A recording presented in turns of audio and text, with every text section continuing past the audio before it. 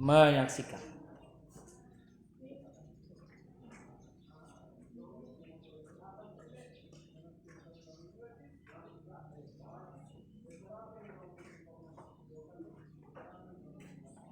Saudara-saudari, senasib sepenanggungan, adalah hak manusia, hak rakyat bangsa ini untuk mendapatkan keadilan.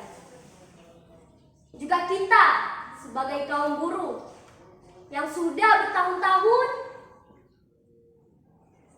memeras keringat menjalankan kewajiban kita sebagai buruh di pabrik ini. Tapi apa yang kita dapat? Upah yang tak layak, eksploitasi tenaga dan jam kerja, tak ada jaminan kesehatan dan keselamatan kerja. Terlalu lama kita diam, terlalu lama kita dihantui rasa takut. Sekarang kita harus melawan semua penindasan ini dengan tangan kita sendiri.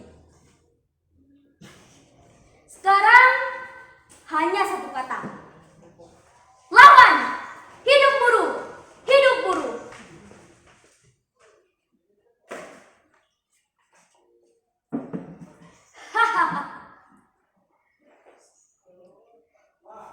Begitu semangatnya aku waktu itu.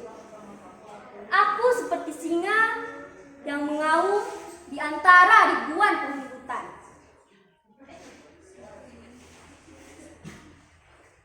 Semua mata tertuju padaku. Mereka semua diam, entah karena isi orasiku atau karena kalimat-kalimat yang keluar dari mulut seorang perempuan yang terkesan pendiam.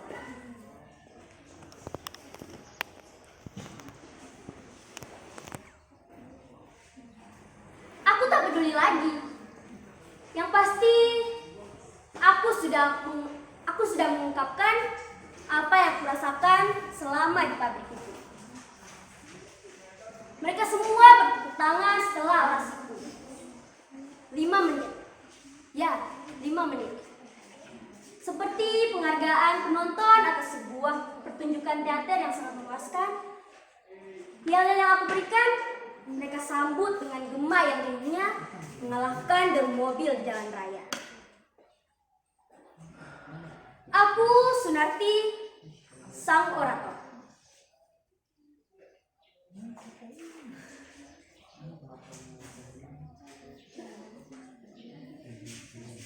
Bagi rekan kerjaku sama operator, aku mungkin telah dianggap pahlawan karena telah mewakili mereka yang tak berani bicara.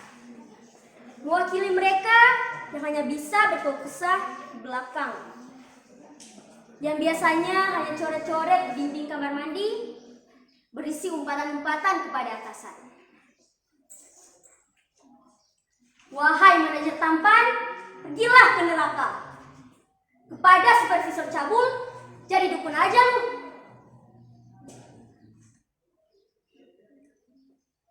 Begitulah jadinya hidup, kalau ditekan tapi tak dilampiaskan secara benar. Sejak demonstrasi itu, hidupku mulai berubah.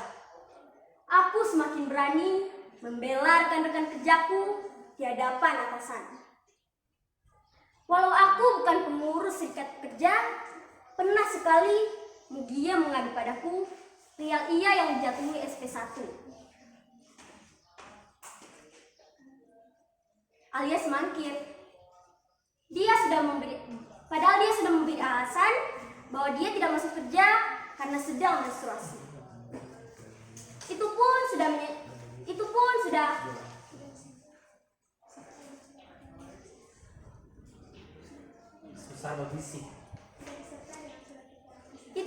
disertai dengan surat keterangan istirahat dari dokter. Tapi mereka tetap menerima surat itu. Bahkan diam dituduh melakukan bahwa menstruasinya adalah rekayasa agar dia tidak masuk kerja. Jelas aku marah. Kutinggalkan pekerjaanku, lalu kulabrak supervisor edan itu.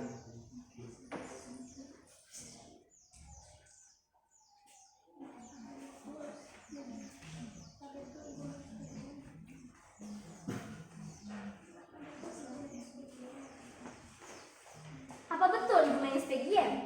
Atas dasar apa? Bukankah ia sudah menyerahkan surat keterangan dokter?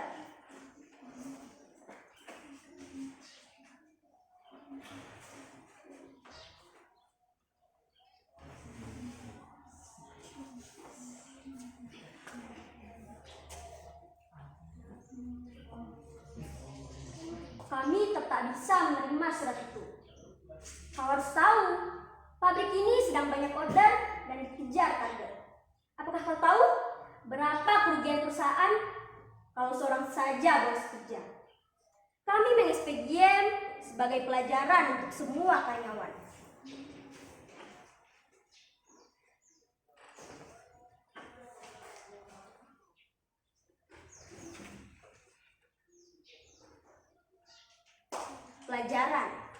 Pelajaran katanya. Pelajaran macam apa? Dan siapa guru yang menjelaskan bahwa perempuan tak boleh menstruasi saat sedang banyak order?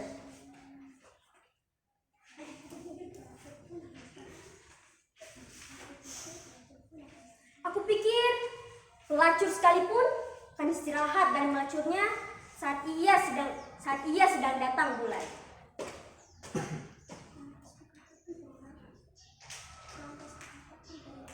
Lantas, kukatakan perihal proses biologis menstruasi. Dijelaskan pula soal hubungan industrial antara buruh dan majikan. Saat itulah mukanya memerah. Ia menyerbu keluar, tapi aku tak bergeming dan terus melontarkan pikiran-pikiran sosialisku.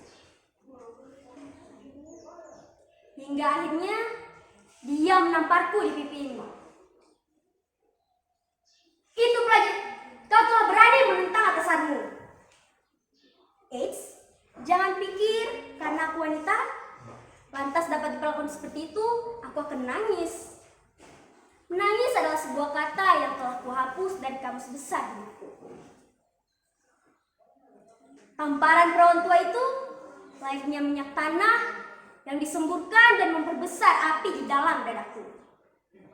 Lantas kutampar dia, kujambak rambutnya, dan kejedotkan jidatnya ke tempat kerjanya. Itu pelajaran untukmu, perawan tua. Bahkan jitu. Aku memang di-PHK setelah peristiwa itu. Tapi aku tidak menyesal. Setidaknya rekan-rekan kerjaku telah berani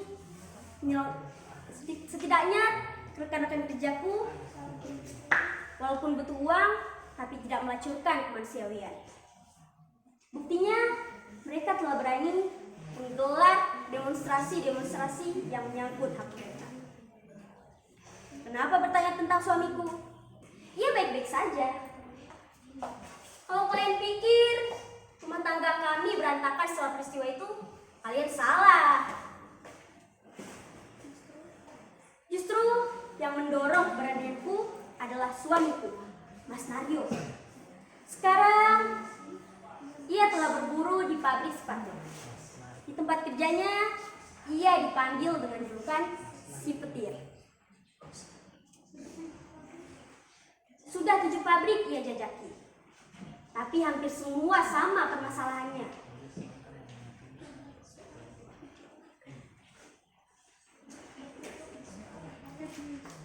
Berkutat di soal upah lah, tunjangan lah, cuti lah, uang makan lah, dan segala ketek bengek perburuhan.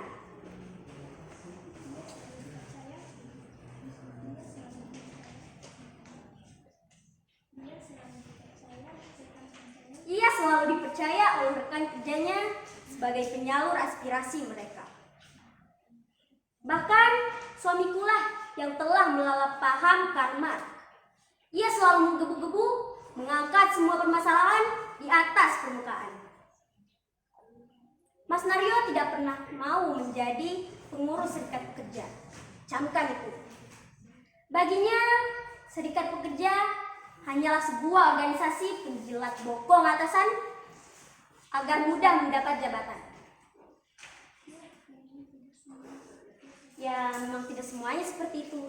Tapi kan di atas rata-rata. Terima kasih Nabila.